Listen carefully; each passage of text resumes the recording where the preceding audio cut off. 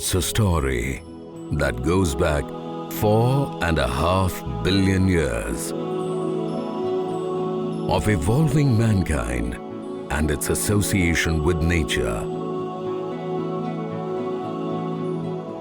Of mankind dependent on her bounty, on her gifts, on her feed. That her oceans, her soil, her streams and forests have fed and devoured at once.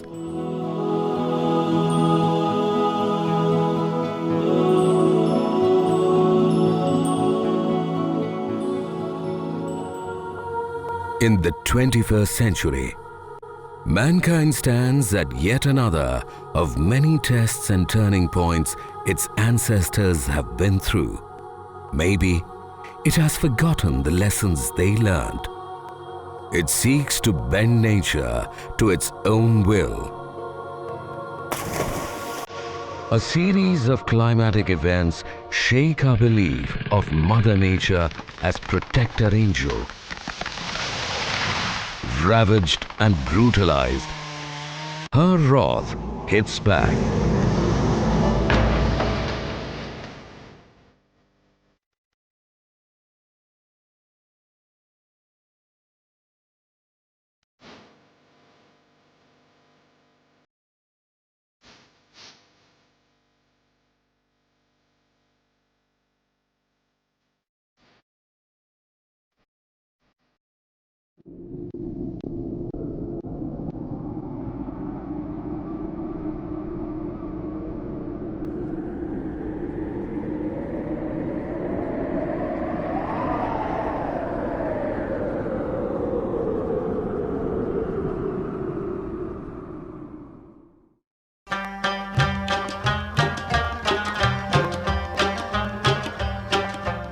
This is Kashmir, India's northernmost state, crowned by generations of rulers and invaders going back centuries as paradise on earth. An integral, though geologically younger part of the great Himalayan range. Kashmir nestles in the northwestern folds of this designated global diversity hotspot.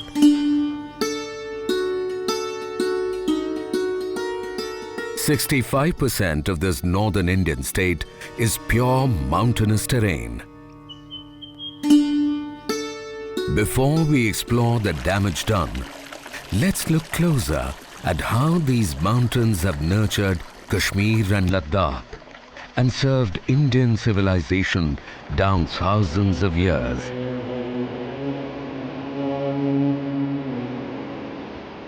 The mighty Himalayas are the source of some of the mightiest, most revered rivers known to man. Religions and spirituality have emanated from these peaks.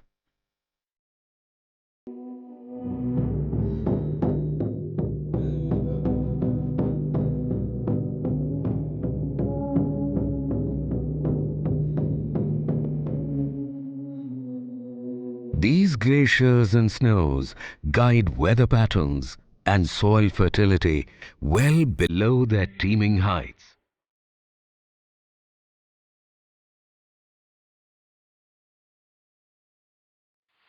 Rain, flood or drought, fertility and barrenness, and so much more across the vast northern Indian plains have their root causes here. As the mighty Himalayas divide the Gangetic Basin from the Tibetan Plateau, they form a defensive barrier, protecting India from the piercing cold winds of Central Asia. The main range of the Himalayas runs along the northeastern flank of the Kashmir Valley. These inhabited regions are at an average height of 1800 meters above sea level. The surrounding Pir Panjal range runs more than 3,000 meters high. This, then, is the majestic backdrop to my travels. This is my story of a fading utopia, engineered in its ignorance by mankind itself.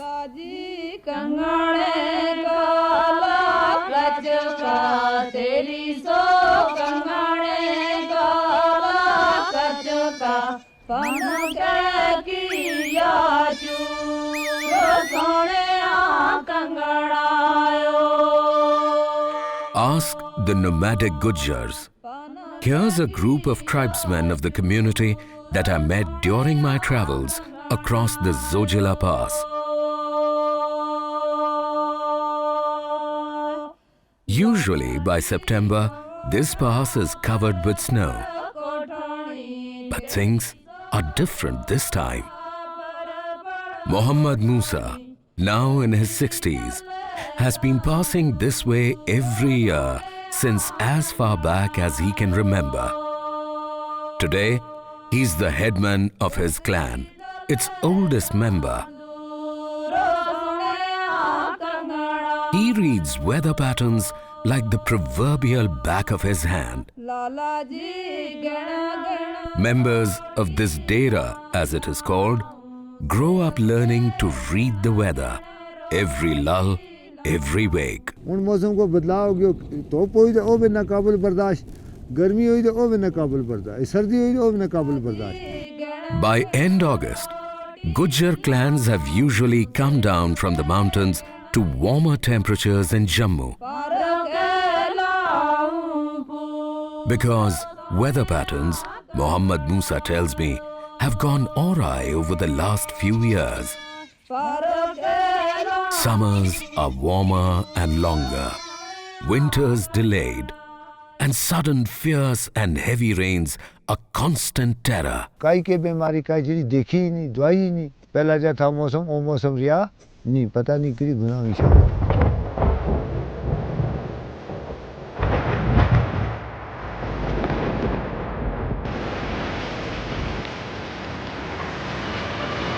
September 2014. Rains fiercer than the region has ever known lashed the valley for days on end. Floods caused havoc. More than 200 people killed. Over 500,000 stranded.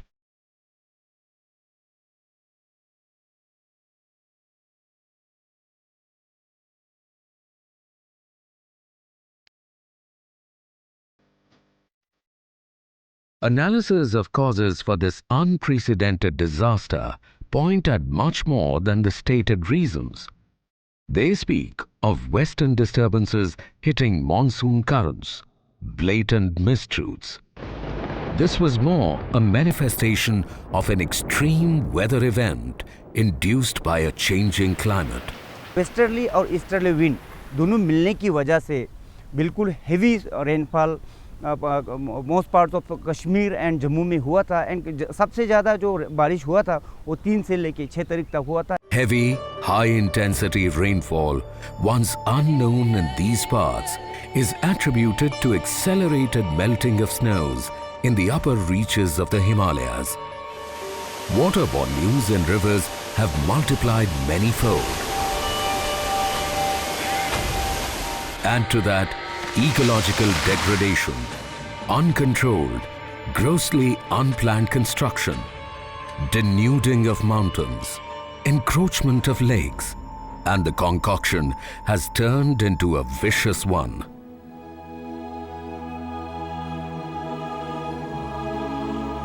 The Kashmir Himalayas are home to some 60 of the 327 major glaciers. They contribute 75% of the water in the Indus Basin. Climate change is drastically eating away at these glaciers. Onset of even marginally higher temperatures, and with it a dry heat within the mountains, have made the fragile, relatively new Himalayan topography prone to landslides. With them, come other geological abrasions. Global warming gives such damage a vaster, more dangerous face. As newer disasters take shape, unknown till they take on monstrous proportions. The Phugtal River, flowing through the Zanskar Valley, along the Zanskar range of the Himalayas, tells just such a story. Geographically, it is this range that separates Zanskar from the arid, cold desert of Ladakh. In January of 2015, a landslide here in Zanskar subdivision of Kargil created a 200 feet high wall blocking off the river, a naturally created dam. As the blockade stopped the natural flow of water, a lake was formed. The smallest breach in this dam would send millions of liters of water roaring downstream, swallowing all in its path. At risk, lives and properties of 4,000 and more people. Pollution se aka things pale kurji sal kambal resal rashan resal ine kurina ni tangmo yong se dug matuba asmien rureka sokte micha khame dug pale kacha asmien rureka sokte dug kurina tangmo yong ale. Villages Chilling and Nemo in Leh district are the most vulnerable.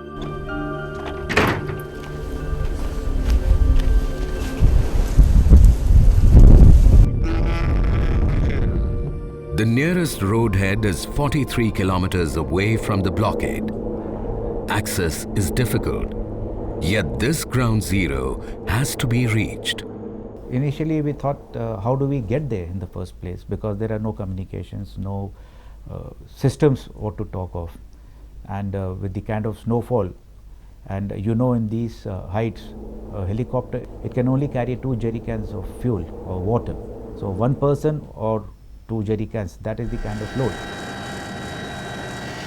Land surveys near the blockade site led to a tiny open patch of land where emergency operations were based. A hand-picked team of experts monitored developments through the crisis. The emergency is as big as it can get.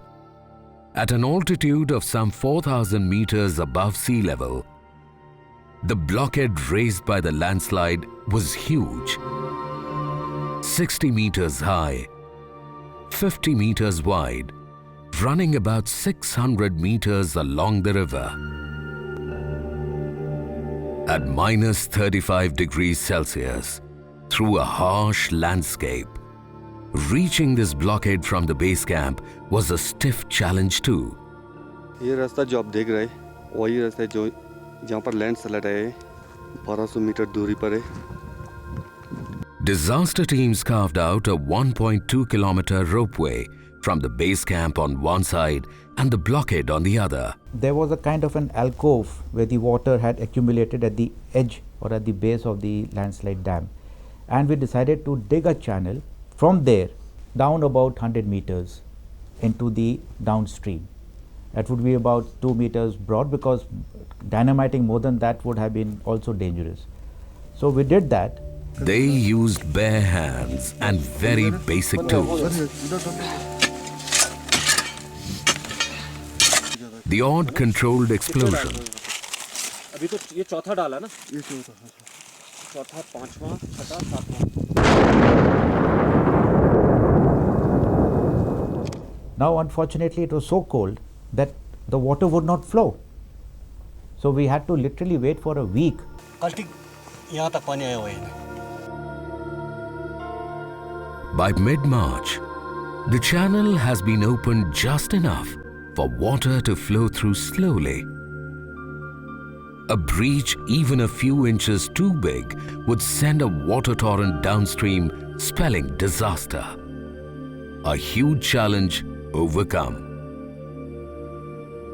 And yet, for the future, the longer term. Where does mitigation and prevention in a scenario like this lie? Can landslides be stopped? Can climate change be held back? Lakes that are forming under every glacier nowadays with the warming, that's like a water bomb above every village. You know, last year in Gya village there was a flood. Luckily nobody died, many houses was washed away, and it was a case of Gulf glacial lake outburst. Flash flood आ जाना, ऐसे पहाड़ गिर जाना, पूरे के पूरा दरिया को बिल्कुल रोक लेना, ये तो बहुत खासकर माने ले के लिए तो ये बहुत लोगों को दिक्कत आएगा.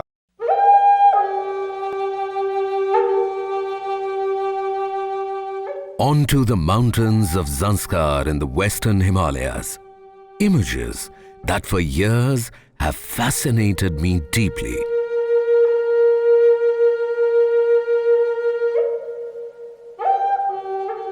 Protruding pinnacles and deep gorges spread over hundreds of miles of landscape.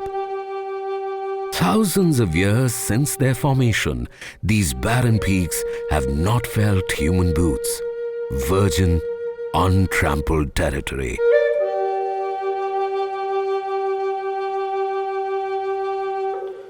Along this high-altitude, impassive wilderness, the long, unending gorges and naked mountains on the northern flank of the Zanskar range of the mighty Himalayas lies the Nunkun Glacier.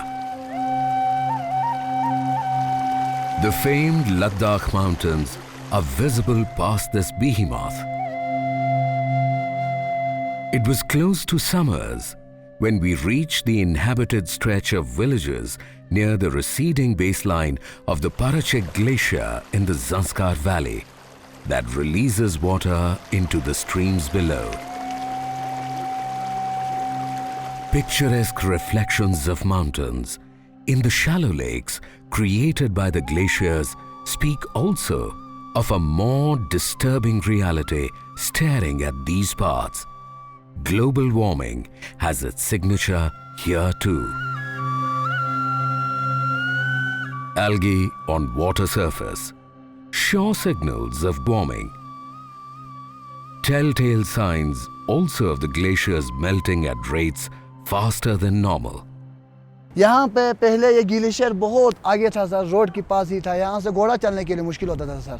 अभी ये glacier खत्म होते होते पूरा खत्म हो रहा है सर, जितना गर्मी बढ़ते जा रहा है उतना खत्म हो रहा है sir. Today these glaciers melt too fast. They retract too rapidly. Rising temperatures and heating climate patterns are aided by the garish roar of construction activity, violating natural behavior. We are in village Rangdum. The people here are of Tibetan origin.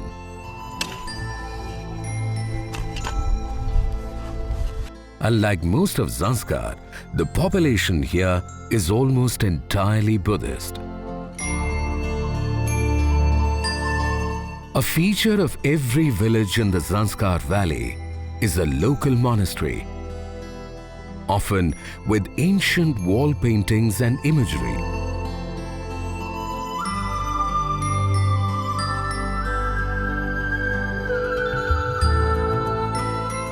This one atop a hill is surrounded by what used to be a lake that dried up years back.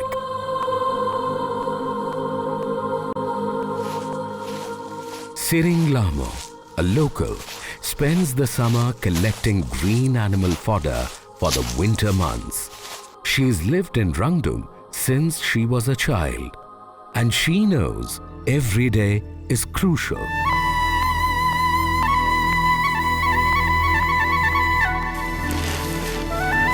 Shringma stacks the green fodder on top of wood stocks to protect the wood from dampening. What used to be a hectic but easy task gets tougher by the year, simply for lack of green fodder. There are many like her in Rangdum, rearing cattle, collecting milk, making cheese and ghee. Casa ta samang busum sa duri casa. Do hit busum pasang casa do yono. Yeah. Mento konto mang pozos pasang hade. Casa. Yeah. Ni dika ta nakshan yo aminu gata jina sa kontas na de. Yono na chan chiki yono casa. Ka ni garjin ko sa cha ko che busi cha ko chen. Te tak sa jo sa de purbani on cha ko me de yang hun ka hit po de mori cha chen ya le ya. During summer months, storing green fodder on rooftops is the primary occupation. Till a few years ago, the season used to buzz with activity, capping rooftops with green. But an eerie calm reigns today. The many empty rooftops, extending to locked homes and empty stores below, tell the story of Rangdum. Shortage of fodder had become a perpetual problem.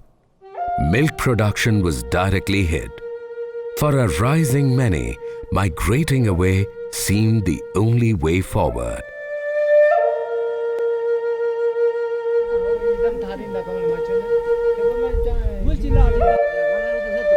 Those still here stay for the sake of attachment to the land of their birth. Circumstances will push them away too, soon, they say.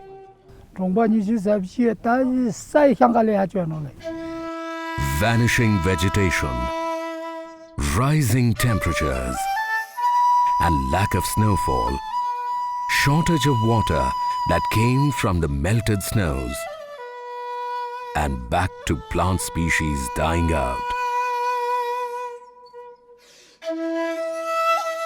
It is a vicious cycle.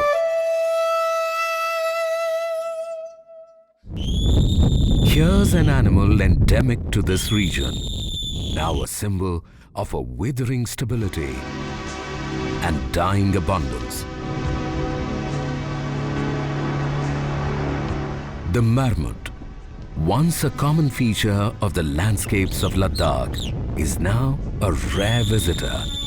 That whistling hiss, once common to these parts, is now an eagerly awaited delight and speciality.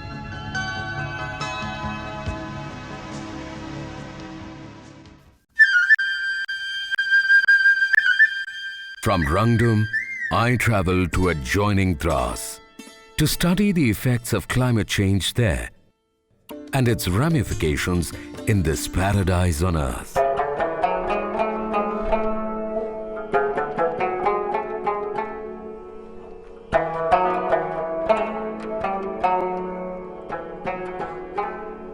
The Dras Valley at the end of the Zojila Pass onto Dras on the Srinagar-Kargil highway is the second coldest inhabited place on earth.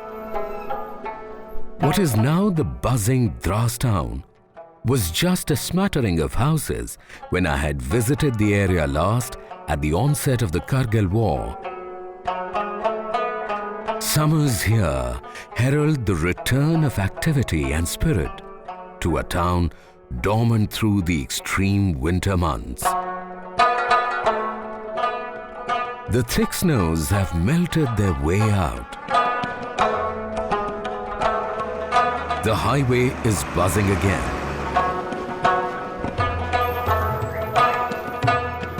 The seasonal interlude allows for fun activities.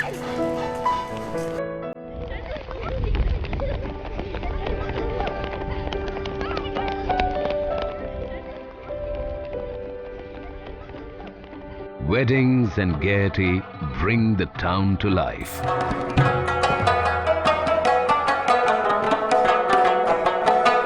बारिशें ज़्यादा तेज़ पड़ती हैं आजकल, उसकी वजह से सैलाब का जो असर जैसा होता है, जैसे कश्मीर वैली में हुआ, उसका असर हमारे यहाँ भी हुआ है और गर्मियाँ ज़्यादा हो रही हैं. Summer also has another, more realistic face.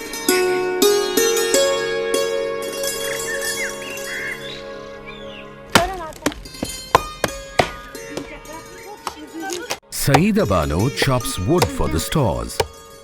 She knows the stalks have to carry her and her family through harsh winters, a season much longer than summertime. The cold is just a couple of months away, and it'll last a long 8 months, maybe more.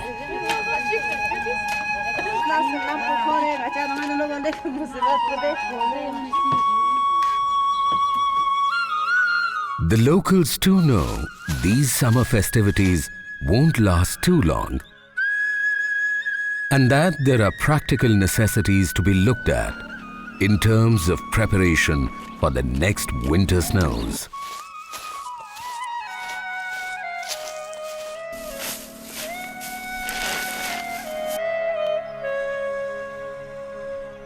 दो तीन सालों से ज़्यादातर बारिश भी बरसत है ज़्यादातर, और इसकी वजह से हमें यहाँ सैलाब भी आते हैं। सैलाब का बहुत खतरा है सर। 3 साल हो गया लगातार यहाँ इस नाले से सैलाब चलते हैं, और हमारे खेती बाड़ी भी पूरे तबाह हो गया था। The melting winter snows also signal heightened agricultural activity, albeit on limited cultivable land in the area. The women take charge, sowing vegetables and buckwheat. Though production is poor still, they know the harsh weather and numb soils are not conducive to seed germination.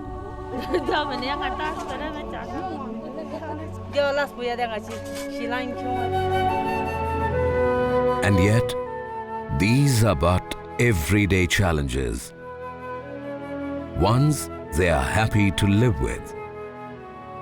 हमारे यहाँ 2-3 महीना ही आता है गर्मी, तब से बढ़ता नहीं है, सब्जी को आगे बढ़ने नहीं देते। 3 महीने में तो क्या बन जाएगा। Alongside, down the years, and felt much harder now, has come the ogre of climate change, warming weather patterns. And very frequently, related phenomena have their ugly say. अब तो गर्मी भी आ गई, सर्दी भी आ गई और बारिश भी शुरू हो गई। तो बारिश से हमें जब बारिश फट जाते हैं तो यहाँ पर सैलाब काफ़ी होते हैं। हर साल हर वक्त जो है सैलाब आने का अंदेशा है। The scorching summer sun, unknown in these parts a few years back, is a harsh reality during the summer months now. Then, all of a sudden, dark ominous clouds fill the sky, and it threatens to rain, and rains spell devastation. Flash floods have become an almost annual tragedy. Closely linked to summers come fierce monsoon rains. Water gushes in from higher elevations to the Nala.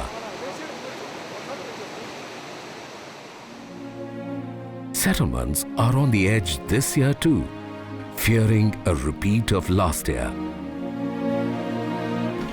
I met with a direct victim of these changing weather patterns.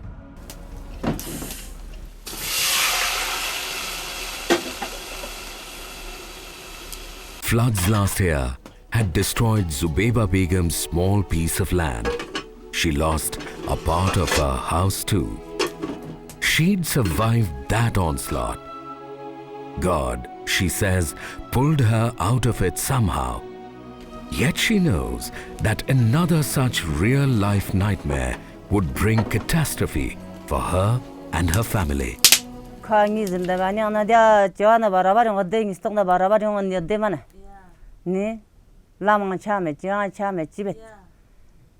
Ni pangan cho de de te gamen chi chuang lam to cha chamet pata chamet lama cha chamet khayong mana bar chana khayu sang thunget khongkhan charpa mangmoyong nam khoret. She makes sattu, made from buckwheat,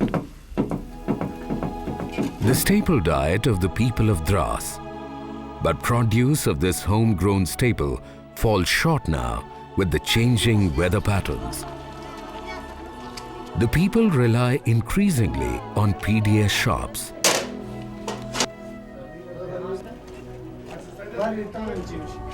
Life has to go on, an inescapable reality. Even in the shadow of the mood swings of the weather, awakening to this reality is the only choice they have.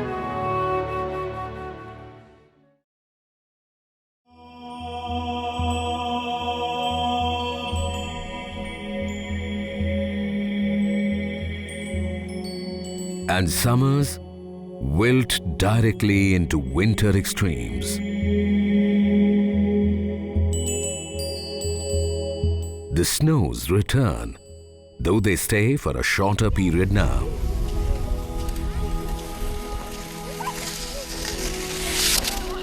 The locals tell me, though, that the temperatures are far lower than they once were.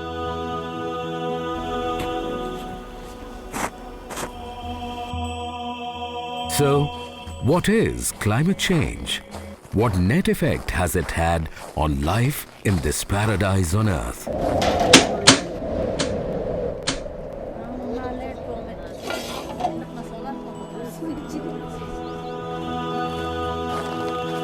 I came to learn during my travels that more than just seasonal temperatures rising and glaciers melting, climate change has also been about weather patterns going outright haywire. Seasons compressed, unknown extremes of cold and rain, and warm weather that have wrought uncertainty and massive change in life and economics here. And some mind-boggling changes too.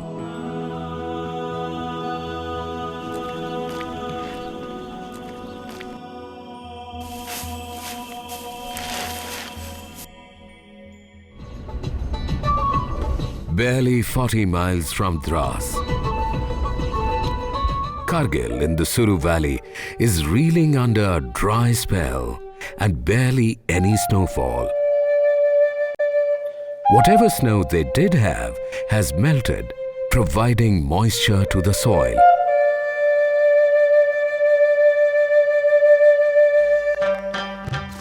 But 40 miles south of Kargil, the abundant snowfall is surprising farmers. While they are engaged in village archery competition, they are sure to get a bumper crop this season.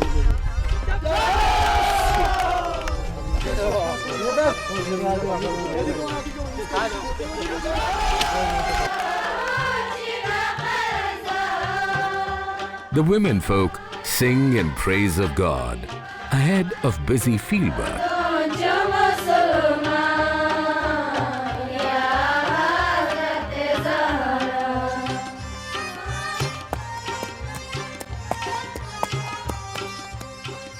Sayyid Fazlullah, an educated youth of this village, the last that is connected to the world by road, understands the dangers of global warming, the longer-term impact.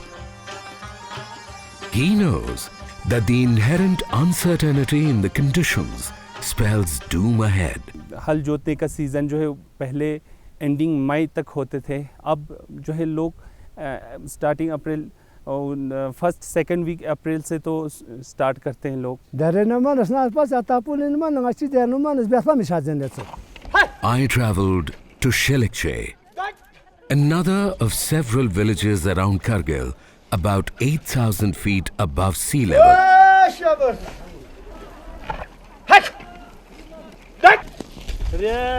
Changing weather patterns is often at the center of discussions here. Agriculture that depends hugely on these factors is the first and worst hit. The sowing season this year has arrived well before usual. Rising temperatures take away soil moisture. In Shilikche, for example, seeds grow faster, reducing maturing time. Overall yield suffers. I spoke to Muhammad Hussain. For generations, his family has lived off their small farm. But diminishing yields lately mean that they have to think of alternatives.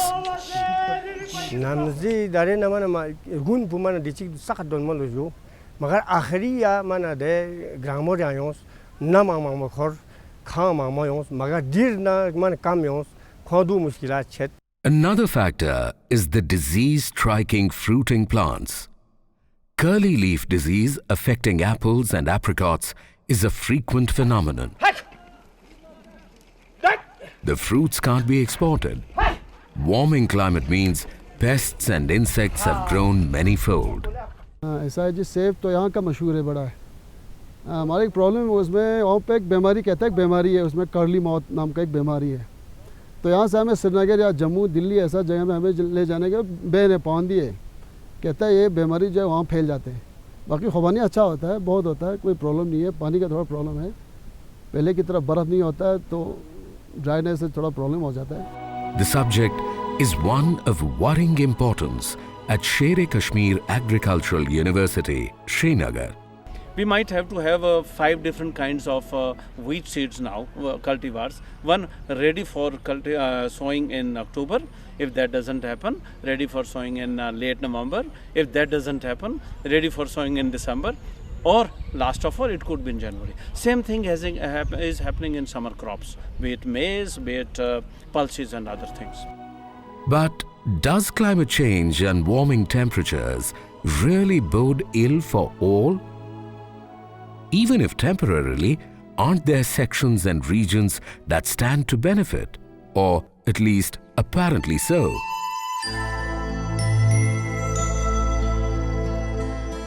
I explored deeper into Kashmir's mountainous belts, virgin green upper longitudes, unmistakably feeling the impact of global warming, areas virtually cut off from the urban hubbub. I'm at Mulbek, some 11,500 feet above sea level, 60 kilometers west of Leh. Gurgling through narrow gorges and steep bends, the mighty Sindh or Indus River has been a lifeline for the people here. Mulbek is known for its 8th century monastery and palace ruins.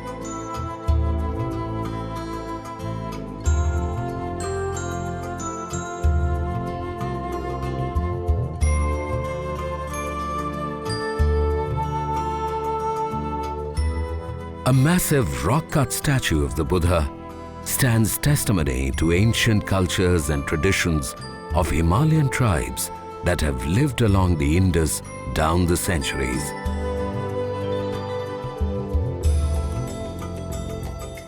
Today, it is the point of convergence of a string of Himalayan languages and races. Tibetans, Zanskaris, Shina, Balti, and Aryans are just some of the tribes spread in the region.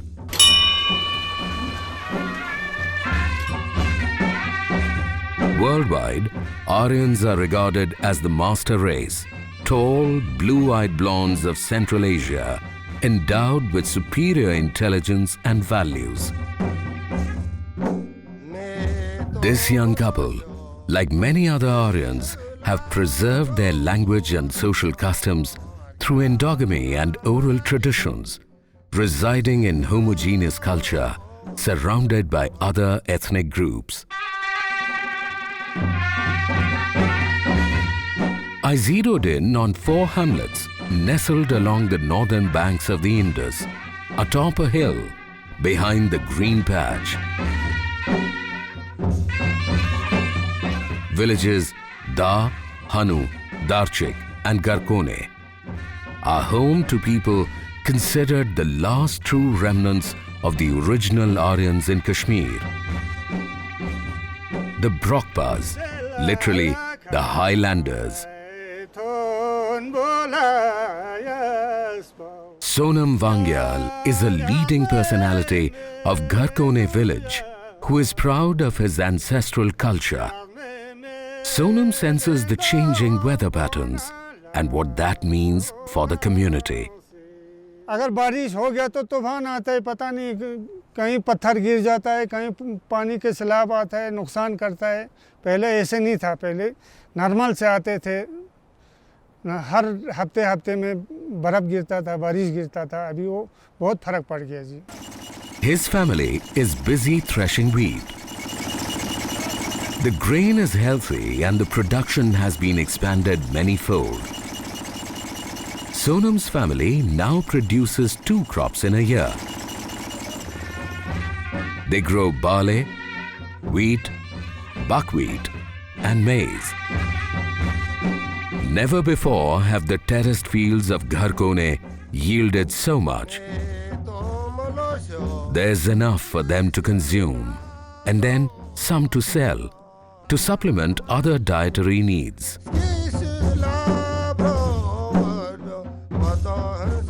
पहले इतना फसल नहीं होता था, सब्ज़ी में भी बदल गया, सब्ज़ी भी बहुत डाउन से सब्ज़ी के बीज आया और थोड़ा गर्मी भी चढ़ गया ना। अभी इस ज़माने में थोड़ा गर्मी हो गया, गर्मी की वजह से हर चीज़ यहाँ पर होता है। तो मेवा भी आ गया जी, वहाँ से डाउन सा गिलास, बादाम, चरी, ऐसे बहुत चीज़ आ गया अभी। This is the core reason for it. Warming climates in the Batalik ranges of the Himalayas and stronger sunshine means rapid melting of snows and water gushing downhill to irrigate their fields. Here, climate change takes on a positive meaning.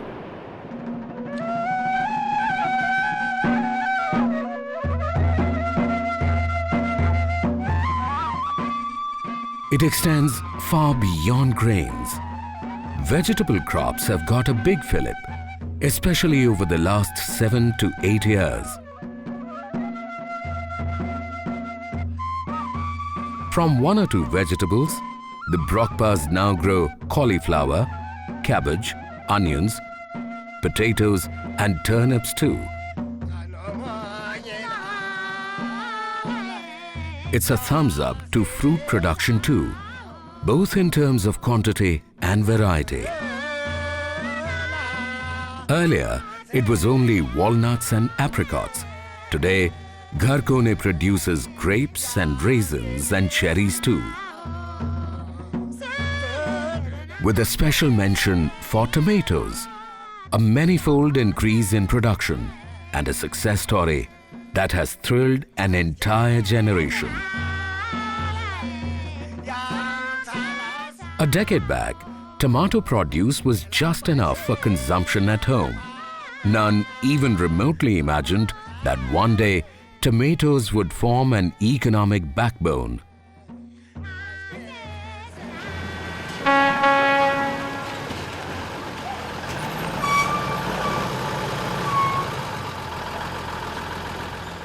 Sent out from these ardent villages to Leh, Kargil and even beyond. टमाटर तो छरछे तो टमाटर गांव में पक पक कस गो टमाटर हो दे यार बैठा लो बो पिटी फला नहीं रिकने बेच बाय टमाटर उन तो यूं उस पे शिचरा से टमाटर तो यूं उसे और मशीन रे पिटी शुरू खुश ने असर यूं उसे टमाटर नाने फसों. The mother deity, Sring Lamo, brought about the revolution in their lives. From her abode in the rocky ridges, she blesses the villages below. For Brokpas, purity is not only an essence, but a tribute to the environment.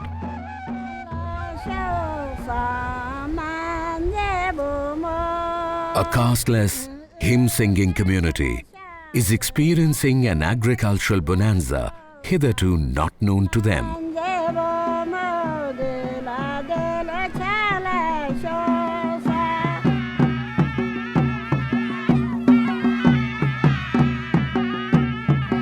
The young and the old alike wait for the traditional Bonuna festival in her honor.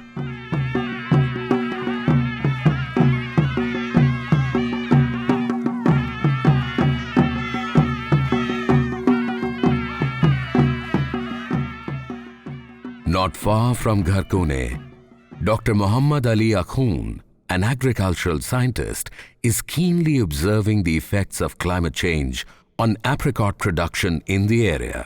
मुश्किल से 20 से 21 गाँव 22 गाँव थे जहाँ पर खुबानी बनते, खुबानी के वो भी बिल्कुल जो अर्ली वैरायटी बनते थे, आज इसने कवर करके 60 पे पहुँच गया है, 60 गाँवों पर पहुँच गया है और 60 गाँवों में बहुत अच्छा क्रॉप। विद द रिजल्ट ये है कि आज हमारे कारगिल की खुबानी के प्रोडक्शन भी पहले आज से 10 साल वो मुश्किल से कोई 1000 टन था, आज 5500 मेट्रिक टन से ऊपर चला गया है।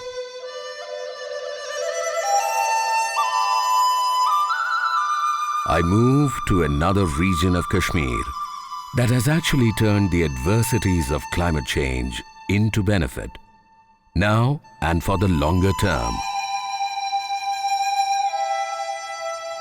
If the Aryans were naturally benefited by climate change, the residents here have actually improvised the situation to their advantage. Between the white frozen mountains of the Himalayas and Karakoram, Ladakh is a cold desert where a fragile ecosystem relies on minimum water resources and traces of snow. For centuries, melting glaciers and snowfall have been the only water sources Ladakh has known. And in the absence of any vegetation, even this little water flows rapidly down to bigger river systems. Farming and farmland have been untenable in these parts. Devoid of moisture, the arid and parched fields are unproductive at best. Climate change, rising temperatures, actually made it worse.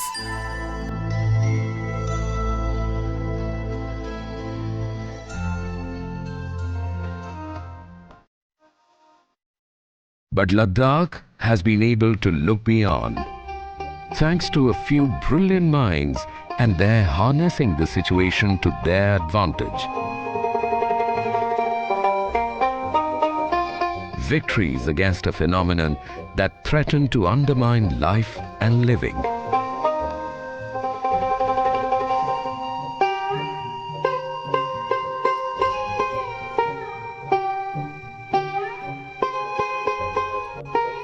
Ladakh today, despite water shortages, is able to make the most of warming temperatures. Agriculture, once non-existent, has reached heights never seen before.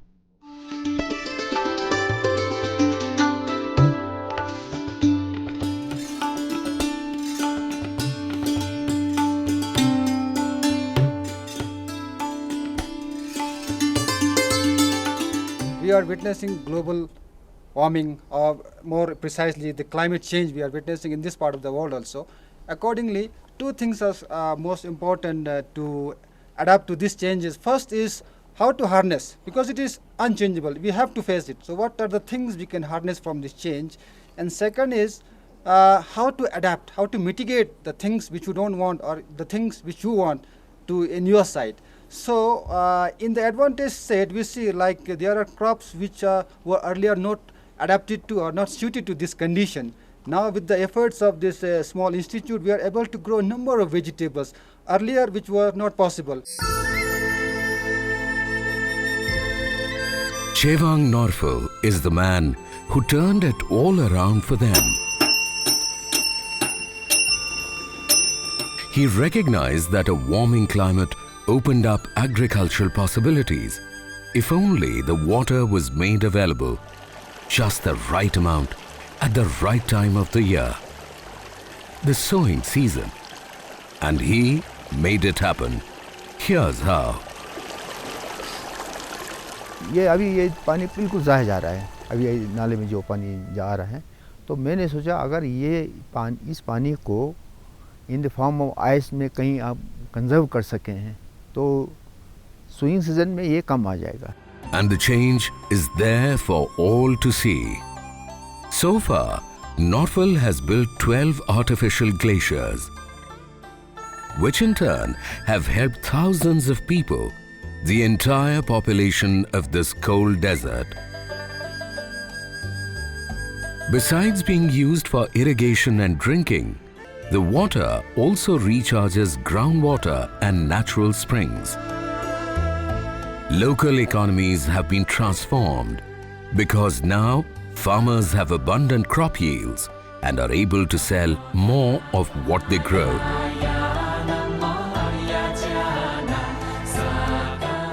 बहुत सारी जगहों पे ये trial करके देखा कि ये success होने वाला है। अब मैं चाहता हूँ जितने भी अब हमारे यंगर जनरेशन है वो आगे बढ़ के अब ये देखें, आगे सोचें इसमें और क्या क्या इम्प्रूवमेंट लग सकता है और इस कैसे कर सकते हैं। On to another innovative success story. One that can overcome damage done by climate change and warming temperatures. 20 kilometers before Leh on National Highway 1D that connects Leh with Srinagar. Another ingenious engineer, Sonam Wangchuk, and his idea are making a Herculean task a reality. Creating the phenomenon of the ice stupa.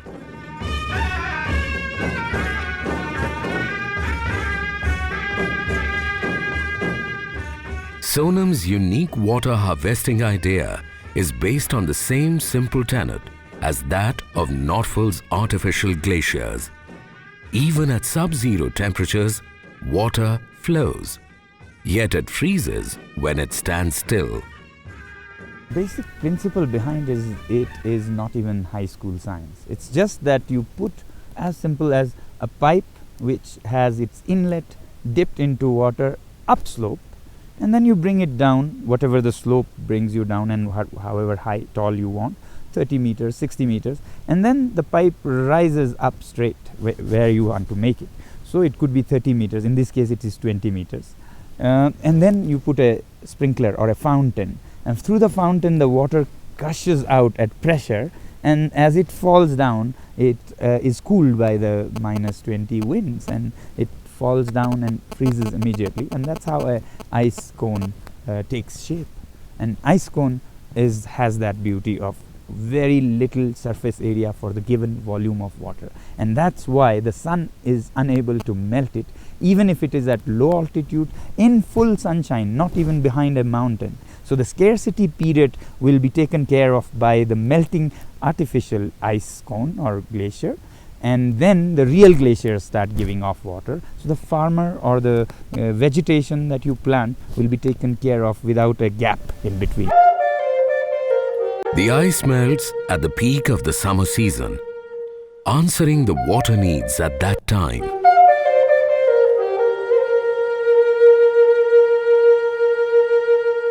$80 to $100 such stupas dotting the region, with the potential to completely transform barren land, will provide millions of cubic liters of water, changing ecosystems and the topography, changing the lives of the people forever. Sonam's ice stupa has a backdrop in support from religious leaders of the area, most notably the powerful Skyab Gon Rinpoche. I think this is here one small project, but important is that now as global warming is the world never had in the human history this challenges. So this we remind everybody to think we have to collect the water, save the water to benefit all sentient beings. That is our purpose. And in the ice stupa, religious leanings thrown up by the spectre of climate change also come to the fore, making it as much a religious icon as a progressive one, telling the story of a resilient standing up to the curse of climate change.